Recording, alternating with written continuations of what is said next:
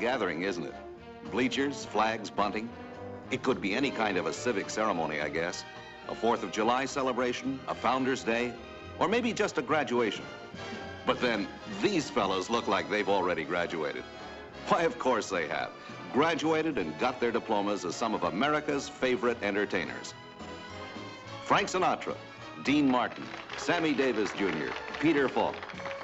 They're here not for a 4th of July ceremony or a graduation, but for a cornerstone laying that is one of the grimly funniest scenes of their new movie, Robin and the Seven Hoods. On the main lot, on stage 16, another group of workers is arriving to start a day's work on Robin and the Seven Hoods. Yes, we said workers. You may think it looks more like the beginning of a party, but just wait. There is no one in any show or movie that expends more energy, skill, and artistry under more exacting discipline than the dancers. These girls have already worked grueling hours of rehearsal and will work more now under dance director Jack Baker. Meanwhile, back at the Cornerstone, Frank, Dean, and the boys are walking through the scene they're about to shoot. Director Gordon Douglas sets the movements and walks out the action so that everyone on the set, from cameramen to extras, knows exactly what is going to be required. This entrance, exchange of dialogue and exit, must look casual, extemporaneous, and natural as life on the screen. But making it look easy is hard. In addition to stars, actors, and technicians, the director has a performer on this set that takes rather special treatment. The 20-ton crane that raises and lowers the Cornerstone on cue. On stage 16, the dancers are polishing up the fine points of the number that will be shot today if the shooting on the back lot goes according to schedule. The boys go off to try it once more. The crane lifts Cornerstone again. The director shouts and hopes and shouts some more. There's been another delay. Someone missed a cue. Someone forgot a line. A light went out. A reflector fell.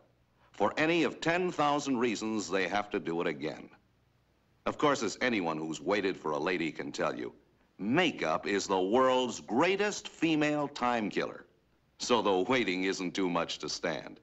You can always trade eyebrow pencils or try one of the other girls' lip liners. And that's the way it seems to go for hours. Rehearse and shoot. Wait some more. Shoot some more. Wait some more. Once again, wait.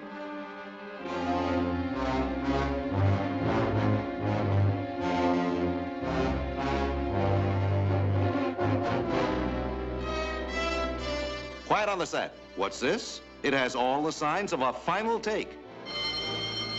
We're rolling. Action. Robber! Listen, come here. I squared the books on Big Jim, but I don't hear nobody saying thanks. Thanks. That's all you got to say, huh? All Yeah. right, I'm gonna give it to you straight. Robber, listen to me. You're out of line. Now get back in line. Otherwise, I'm gonna have you hit. If you have to have me hit, you have to have me hit. That's it. Credit. Everyone's happy. The stage is alerted that the company is moving in. Immediately, the atmosphere changes. Actors, dancers, and atmosphere players are in their places as camera angles are chosen and lights set. Our dancing girls are on their starting marks, limbering up like a team of Olympic acrobats. It may not look so glamorous, but every dancer has suffered enough strain in even a short career to have learned the value of a warm-up. Dean Martin arrives in his wardrobe change and is greeted by friends. In center screen there, you see one of the principals who will be playing in the upcoming scene. Naturally, he's on edge. How often does a guy get to sing with stars like Sinatra and Martin? And for the girls, even though they're close enough to the real thing for a new and exciting stimulation to be added, it's still rehearse and rehearse. This is one of the important musical numbers of the many in Robin and the Seven Hoods. It's called Charlotte Couldn't Charleston. Assistant directors are busy placing actors and extras. Cameramen and electricians are double-checking every corner of their picture. The director goes over the scene with Frank Sinatra, undoubtedly reminding him of action and high points they have already discussed. And speaking of the real thing, Our little dancer gets a few very valuable pointers and a word of encouragement from that singer who's going to be harmonizing with Messrs. Sinatra and Martin. The one, the only, Mr. Bing Crosby. Bing is a fellow who knows the value of a prompt response to the call of duty, and so hurries our girl off to the set as the whistle blows. It's more rehearsal, but this time closer to the take, because Frank Sinatra is in the walkthrough. Frank, the Robin of Robin and the Seven Hoods, plays the Chicago swinger who's behind all the fun and games.